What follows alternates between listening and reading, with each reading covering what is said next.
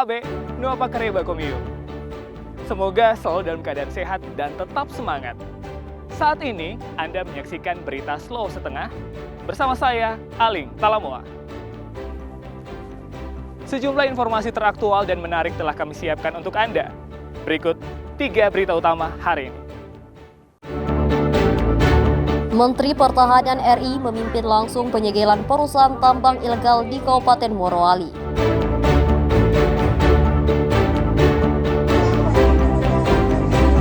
Ratusan pegawai pemerintah dengan perjanjian kerja Kabupaten Donggala berunjuk rasa menuntut pembayaran gaji.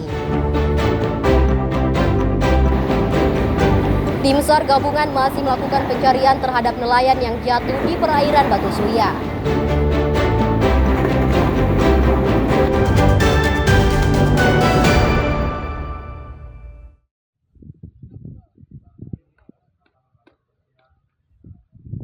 Tim Satuan Tugas Penertiban Kawasan Hutan atau PKH menyegel perusahaan tambang nikel PT Bumi Morowali Utama yang beroperasi di Desa Lorenai, Kecamatan Bungku Pesisir, Kabupaten Morowali, Selasa siang.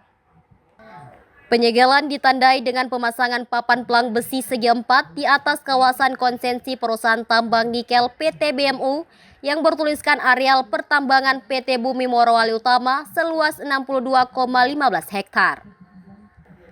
Lahan tersebut dalam penguasaan pemerintah Republik Indonesia berdasarkan Peraturan Republik Indonesia Nomor 5 Tahun 2025 tentang penertiban kawasan hutan.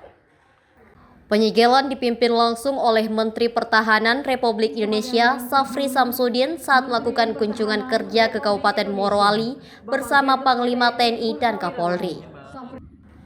Penindakan tersebut dilakukan karena PT BMU melakukan aktivitas penambangan di dalam kawasan hutan tanpa mengantongi dokumen izin pinjam pakai kawasan hutan. Atas arahan Menteri Pertahanan Republik Indonesia, Satgas juga menyita barang bukti berupa 20 unit dump truck dan 6 unit alat berat yang bekerja di PT Bumi Morowali Utama.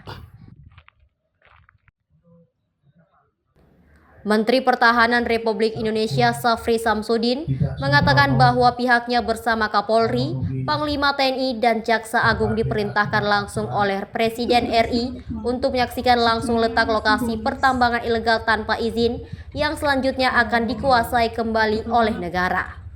Ini adalah upaya preventif yang kita lakukan dan secara nasional kita akan melakukan penyekatan dari wilayah perairan kita yang mungkin akan terjadi penyimpangan atau penyelundupan keluar wilayah nasional.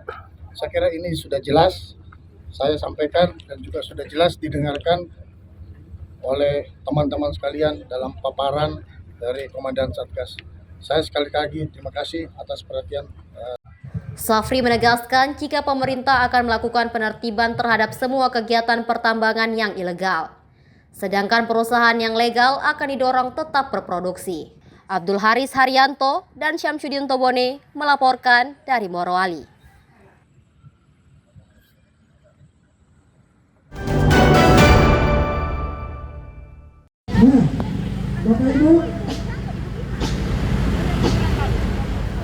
Ratusan pegawai pemerintah dengan perjanjian kerja atau P3K berunjuk rasa di kantor Gubernur Sulawesi Tengah Rabu siang. Mereka menuntut pembayaran gaji 13 dan 14 yang belum diselesaikan oleh pemerintah Kabupaten Donggala.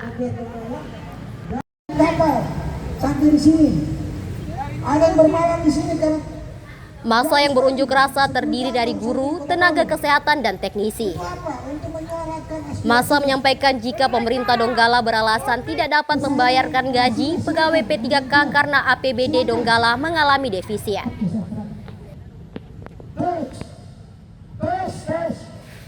Mereka meminta Gubernur Sulawesi Tengah membantu mediasi masalah yang menimpa ratusan tenaga P3K tersebut. Selain itu, terdapat juga 1.886 orang lulus seleksi tahap 1 tahun 2024 belum menerima surat keputusan pengangkatan.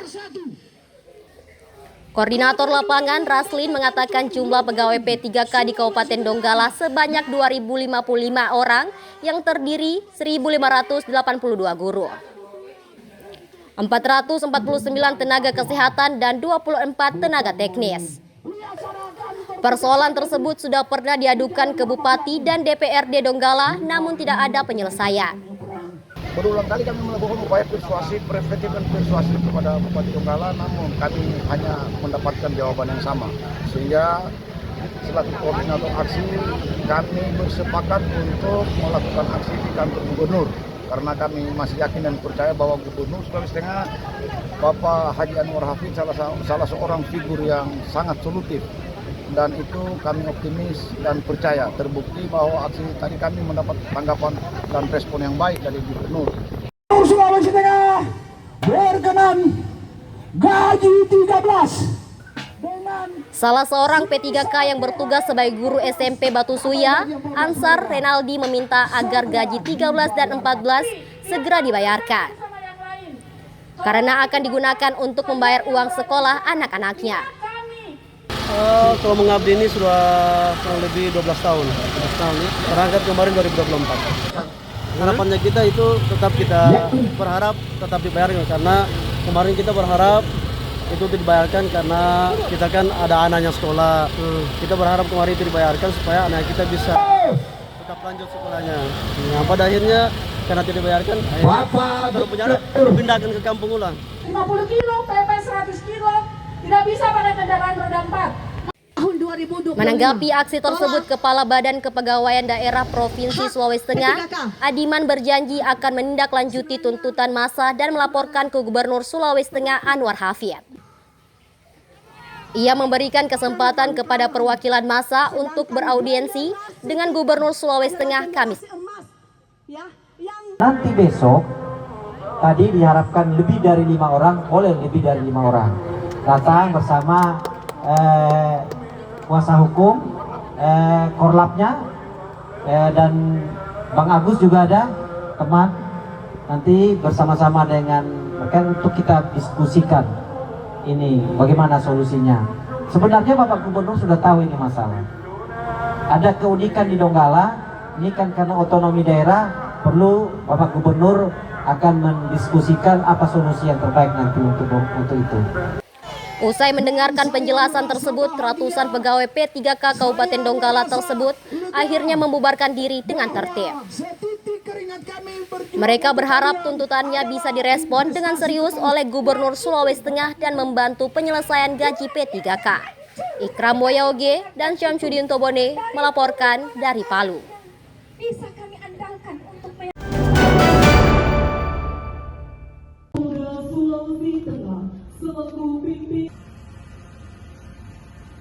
Polda Sulawesi Tengah menggelar apel gelar pasukan tanggap darurat bencana hidrometeorologi. Apel yang digelar di halaman Polda Sulteng Rabu pagi menjadi bentuk kesiapan dalam menghadapi potensi cuaca ekstrim di musim hujan. Kegiatan ini melibatkan ratusan personel TNI, Polri, BPBD, Basarnas, PMI, dan sejumlah stakeholder lainnya. Mereka akan menjadi garda terdepan dalam upaya penanggulangan bencana di wilayah Sulawesi Tengah. Dalam sambutannya, Kapolda Sulawesi Tengah Irjen Pol Endi Sutendi membacakan amanat Kapolri Jenderal Polisi Listio Sigit Prabowo.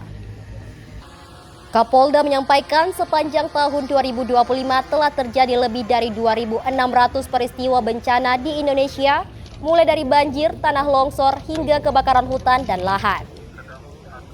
Indonesia ini termasuk ring of fire, dan ini potensi bencananya cukup tinggi, termasuk pengaruh dengan iklim, ya, iklim global, iklim kita yang ekstrim, itu berpengaruh terhadap bencana yang ada di tanah air. Terkhusus yang ada di Sulawesi Tengah, di mana Sulawesi Tengah kan pengalaman beberapa tahun yang lalu ada bencana tsunami, bahkan ada likuifaksi yang mana ini berdampak beberapa masyarakat menjadi korban, dan itu korban jiwa, harta dan benda, dan lain sebagainya. Berdasarkan data BMKG, sebesar 43% wilayah Indonesia telah masuk musim hujan. Dengan puncaknya diperkirakan terjadi antara November 2025 hingga Januari 2026. Fenomena La Nina lemah juga diprediksi terjadi yang berpotensi meningkatkan intensitas hujan di wilayah selatan Indonesia, termasuk Sulawesi. Situasi ini menjadi peringatan dini bagi seluruh pihak untuk meningkatkan kesiapsiagaan dalam menghadapi bencana hidrometeorologi. Dalam apel ini, Kapolda menegaskan pentingnya deteksi dini wilayah rawan bencana, simulasi penanggulangan darurat, serta koordinasi lintas sektoral yang terpadu. Upaya ini diharapkan mampu meningkatkan ketangguhan daerah dalam menghadapi ancaman cuaca ekstrem yang berdampak pada kehidupan masyarakat. Syahrul Cahya dan Syamsuddin Tobone melaporkan dari Palu.